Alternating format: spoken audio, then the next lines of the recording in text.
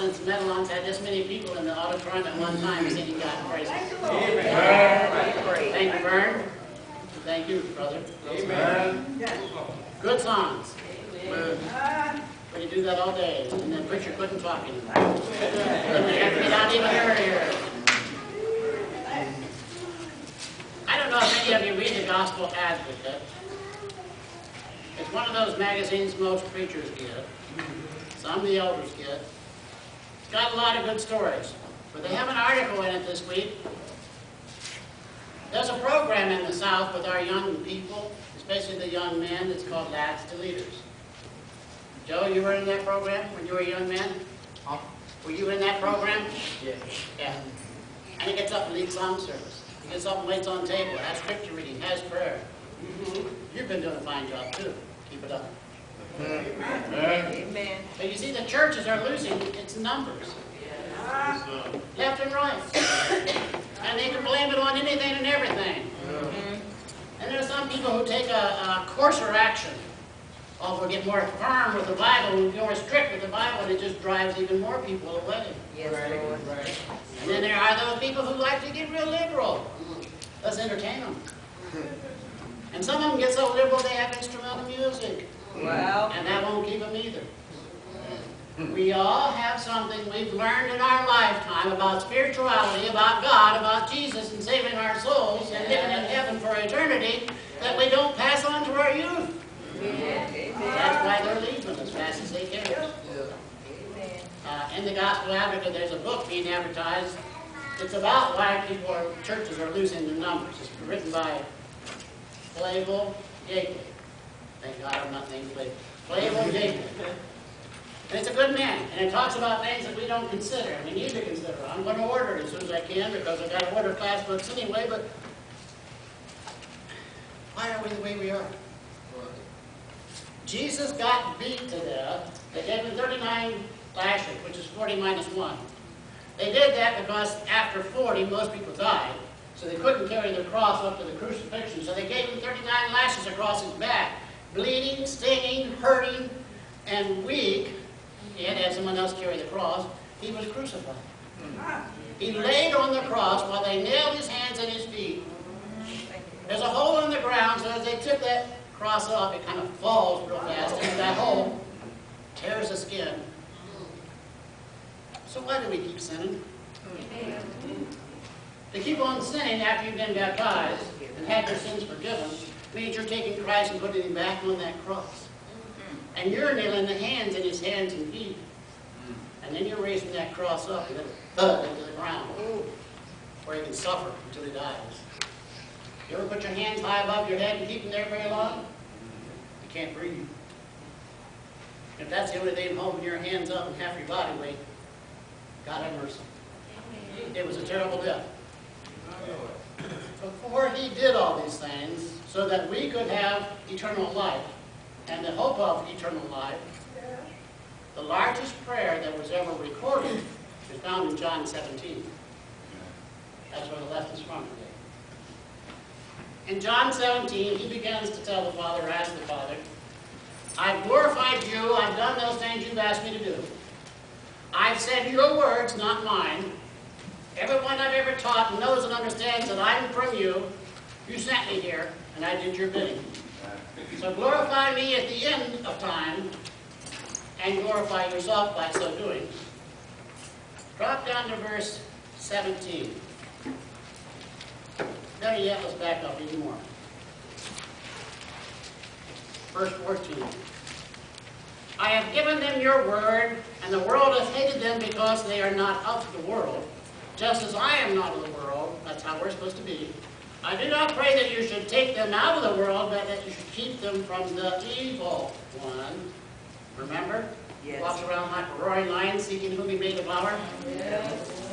They are not of the world, just as I am not of the world. Sanctify them by your truth. Your word is truth. My opinion is not true. No. Your opinion is not true. No. No. When the men get together and decide what needs to be done about the church, or we're going to do this, or we're going to do that, that's fine.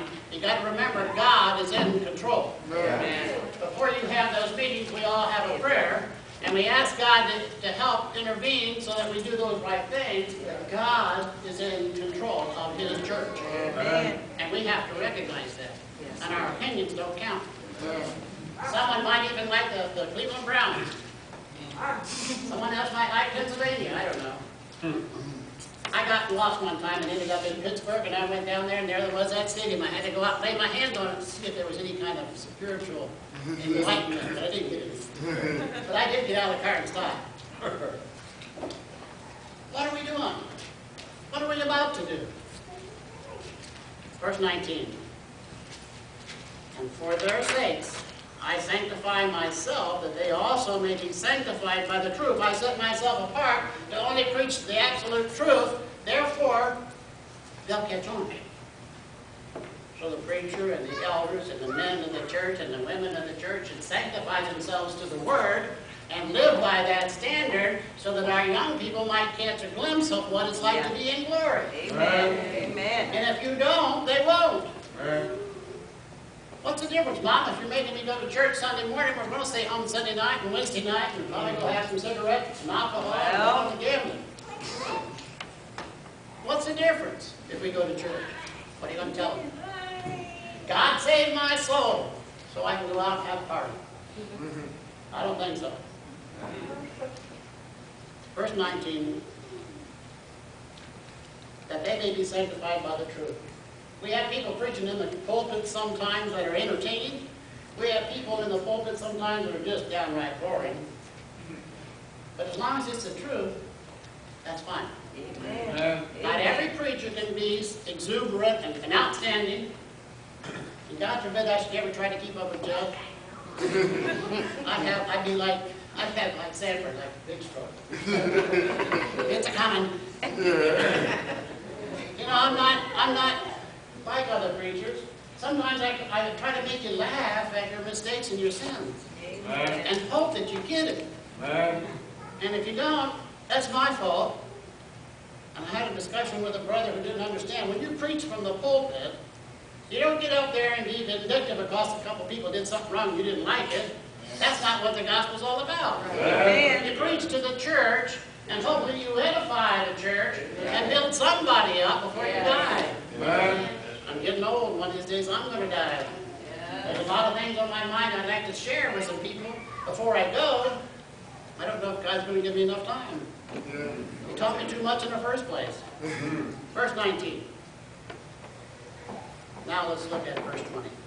I do not pray for these alone, that's the apostles, but also for those who will believe in me through their word. What do we have? The Bible. Where's the Bible? The apostles' written word, which is Jesus' words, which are God's words, which is the only truth that we have. How do you raise your children? By the Bible. What's that mean? Will I beat them with it? No. You teach them by love and by example. You don't beat them with it. And I don't know if I told you this before, but when I first became a member of the Church of Christ, we had an anti-preacher.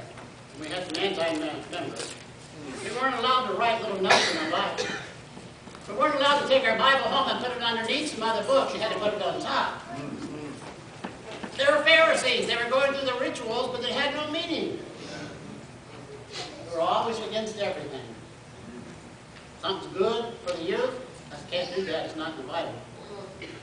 God help them. So Jesus is praying for us. Back before he went to the garden, before he went to have himself beaten, before he had himself crucified. Verse 21. That they may be one, as you, Father, are in me, and I in you, that they also may be one in us, that the world may believe that you sent me.